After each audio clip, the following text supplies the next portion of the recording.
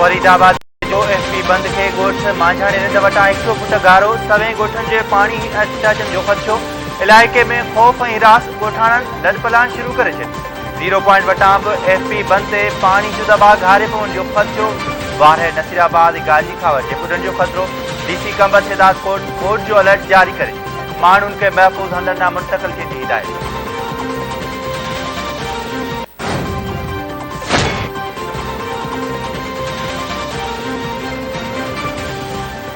सिंध के मुख़्तलिफ़ शहरन तोड़े गोठन में घरन जूं छितियूं ऐं भितियूं किरण समेत धारदार वाक़िअनि ऐं हादसनि में 33 ॼणा हयातियूं विञाए वेठा केतिरा ई ज़ख़्मी जोधापुर वेझो ॻोठ सचल डाणी ऐं ॻोठ जाफर मंदराणी में घरन जूं छितियूं किरी पयूं 3 औरतनि सूधो 5 ॼणा हयातियूं विञाए वेठा।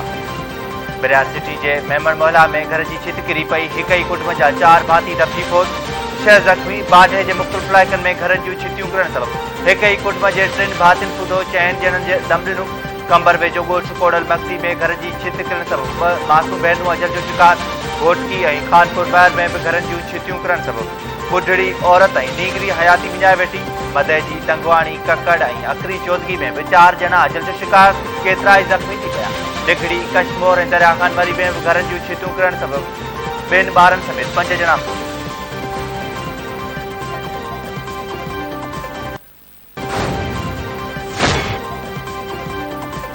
हुकूमत बोर्ड की सूरत हाल के कौमी एमरजेंसी करार दी छो। समाजी वफाकी वजीर मरियम औरंगजेब कहो सिंध और बलोचिस्तान में गैर मामूली तबाही के मोहन ॾियण लाइ क़ौमी जज्बो ॾेखारणो पवंदो।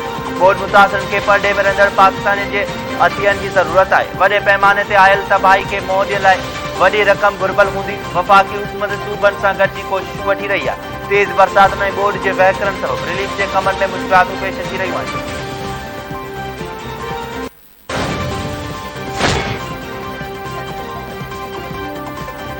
सिंध सरकार बरसात और बोर्ड मुतासिरन लाइ टेंट सिटी कायम करने जो फैसलो करे छो। वडे वजीर सैयद मुराद अली शाह की सदारत ट्रेन एमरजेंसी रेस्क्यू बाबत इजलास नुकसान की सर्वे रिलीफ के कमन और मुतासिरन की बहाली बाबत गौर विचार। वडे वजीर इजलास में ॻाल्हाईंदे चयो त हुन केतरनि ई ज़िलनि जो दौरो कयो आहे। कचा घर तबाह थी विया नुकसान जो खातो यूनियन काउंसिल ज़रिए लगायो वेंदो।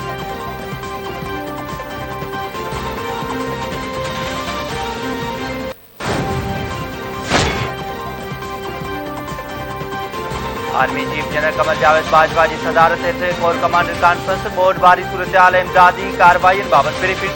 Army chief general Qamar Javed Bajwa चयो है कि आर्मी फॉर्मेशन बोर्ड मुतासिर की हर मुमकिन मदद यकीनी बनाए।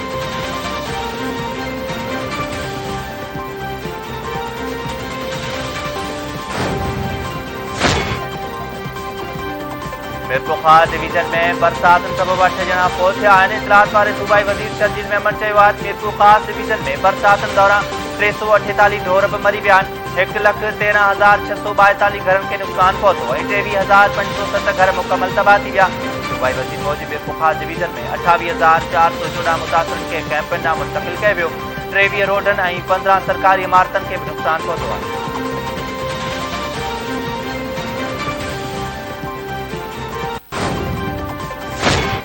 कंडियारे बरसात मनाले के 30 फुट घारो पानी शहर ॾांहुं वधण लॻो। ॻोठाणा पंहिंजी मदद पाण ते पानी घारो बंदि करण में मसरूफ़। ज़िला इंतज़ामिया गुम रहवासियुनि लॾपलाण शुरू करे छॾियो।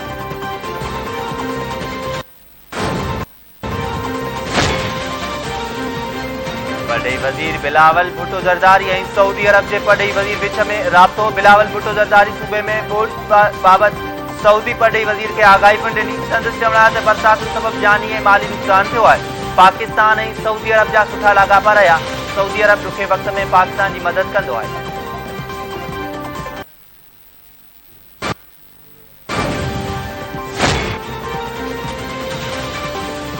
इस्लामाबाद की दहशतगर्दी फ्रॉड अदालत धमकियल वारे केस में पीटीआई चेयरमैन इमरान खान की अबूरी ज़मानत मंजूर करे वरिती। जज राजा जवाद की अदालत इमरान खान की 1 सेप्टेम्बर ताईं अबूरी ज़मानत मंजूर कई। अदालत में इमरान खान की पेशी वक्त सख्त हिफाजती इंतजाम बख्तरबंद गाड़ी बीठल रही। एफसी ऐं पुलिस जा 400 खां वधीक एहलकार मुक़रर कया विया। गैर लाॻापियल माण्हुनि की जुडिशियल कॉम्प्लेक्स में दाख़िला ते पाबंदी लगाई वई।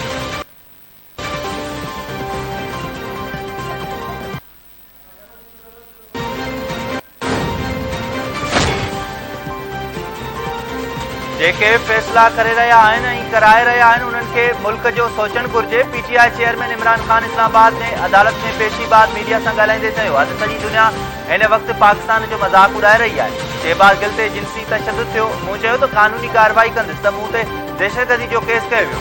ईअं लॻी रहियो आहे ॼण पाकिस्तान बनाना रिपब्लिक आहे। ख़ौफ़ विचां ही पंहिंजो पाण खे बचाइण लाइ पाकिस्तान जो मज़ाक उॾाए रहिया आहिनि।